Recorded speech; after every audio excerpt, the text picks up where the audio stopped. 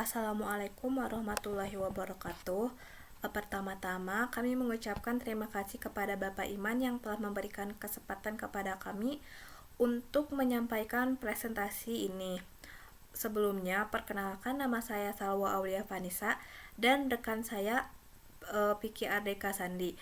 Kami akan mempresentasikan materi dengan judul Good Governance.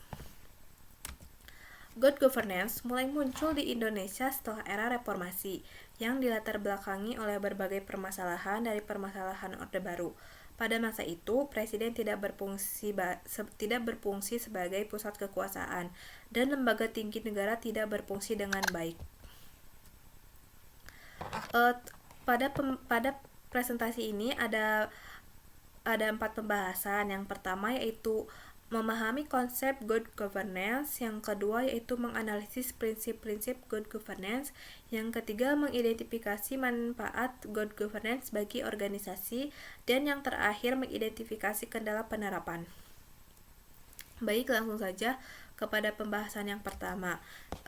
Good governance sendiri itu adalah suatu penyelenggara manajemen pembangunan yang solid dan bertanggung jawab yang sejalan dengan prinsip demokrasi dan pasar yang efisien, penghindaran salah alokasi dana investasi, dan pencegahan korupsi baik secara politik maupun secara administratif, menjalankan disiplin anggaran, serta penciptaan legal dan political framework bagi tumbuhnya aktivitas usaha. Selanjutnya yaitu ada prinsip-prinsip good governance. Yang pertama yaitu akuntabilitas. Akuntabilitas adalah pemimpin wajib bertanggung jawab atas setiap kebijakan dan tindakan yang dilakukan, serta melaporkan kinerja mereka kepada masyarakat. Akuntabilitas itu memastikan bahwa setiap keputusan harus diambil sesuai dengan aturan, hukum, dan etika yang berlaku. Dengan adanya akuntabilitas dapat meningkatkan kepercayaan masyarakat kepada pemerintah. Lalu yang kedua yaitu adalah partisipasi masyarakat.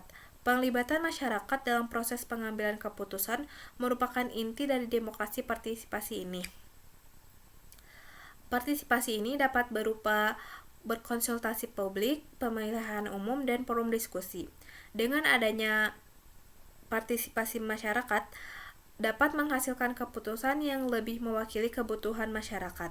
Lalu yang ketiga yaitu ada transparansi. Transparansi adalah kewajiban pemerintah untuk menyediakan informasi yang jelas, akurat, dan mudah diakses oleh masyarakat. Dengan adanya transparansi dapat meningkatkan kepercayaan publik dan meminimalkan potensi korupsi. Lalu selanjutnya yaitu ada efisiensi dan efektivitas. Pemerintah harus memastikan bahwa sumber daya yang ada digunakan secara optimal untuk mencapai tujuan yang telah ditetapkan. Dengan adanya efisiensi dapat mengurangi pemborosan sumber daya. Yang kelima yaitu ada kesetaraan. Kesetaraan menjamin bahwa semua warga negara memiliki hak yang sama tanpa memandang latar belakang sosial, ekonomi, atau budaya. Dengan adanya kesetaraan, tidak ada diskriminasi dalam pelayanan publik. Lalu selanjutnya yaitu ada supremasi hukum. Semua tindakan pemerintah harus didasarkan pada hukum yang berlaku, melindungi hak asasi manusia, dan menjamin keadilan. Pentingnya supremasi hukum adalah untuk menghindari penyalahgunaan wewenang oleh pejabat. Lalu selanjutnya yaitu ada visi strategis. Pemerintah harus memiliki pencadangan jangka panjang untuk mencapai tujuan pembangunan yang berkelanjutan. Dengan adanya visi strategis dapat menjamin arah pembangunan yang terencana dan konsisten. Selanjutnya yaitu ada responsif. Pemerintah harus mendengar dan merespon kebutuhan masyarakat secara cepat dan efektif. Dengan adanya responsif ini dapat meningkatkan kepercayaan masyarakat terhadap pemerintah. Lalu yang terakhir yaitu ada berorientasi pada konsensus. Pengambilan keputusan dilakukan dengan melibatkan berbagai pihak untuk mencapai solusi bersama yang diterima oleh semua pihak. Dengan adanya berorientasi pada konsensus dapat menciptakan stabilitas sosial dan politik. Baik, sampai di sini saya menjelaskan tentang pengertian dan prinsip-prinsip good governance. Selanjutnya, materi selanjutnya akan disampaikan oleh rekan saya. Kepada Piki Ardeka Sandi dipersilahkan. Oke, yang selanjutnya di sini saya akan menjelaskan manfaat good governance bagi organisasi. Good governance memberikan sejumlah manfaat yang baik bagi organisasi. Seperti yang pertama di sini ada proses yang efisien, yang dimana dengan proses yang efisien akan meningkatkan produktivitas dan efisiensi pada operasional. Kemudian yang kedua adalah visibilitas kesalahan. Visibilitas kesalahan yang dimana mempermudah identifikasi kesalahan secara cepat untuk operasi. Yang ketiga ada operasionalnya yang lancar, yang dimana mendukung kolaborasi yang baik dalam mengambil keputusan. Yang selanjutnya ada reputasi yang baik, menghasilkan produk dan layanan yang berkualitas dengan meningkatkan citra organisasi. Yang selanjutnya, yang kelima itu ada keberlanjutan finansial. Dengan keberlangsungan finansial akan mengurangi ancaman terhadap keamanan dan efisiensi finansial. Yang terakhir, yang keenam itu ada responsivitas terhadap perubahan dan memastikan organisasi mampu bertahan di tengah dinamika lingkungan bisnis. Kemudian, dengan yang selanjutnya itu adalah kendala penerapan good governance di Indonesia. Penerapan good governance di Indonesia itu memiliki banyak tantangan. Yang pertama itu ada tuntutan eksternal. Tuntutan eksternal seperti tekanan globalisasi untuk menerapkan tata kelola yang baik. Yang kedua ada tuntutan internal seperti korupsi, kolusi, nepotisme yang akan meluas dalam sistem pemerintahan.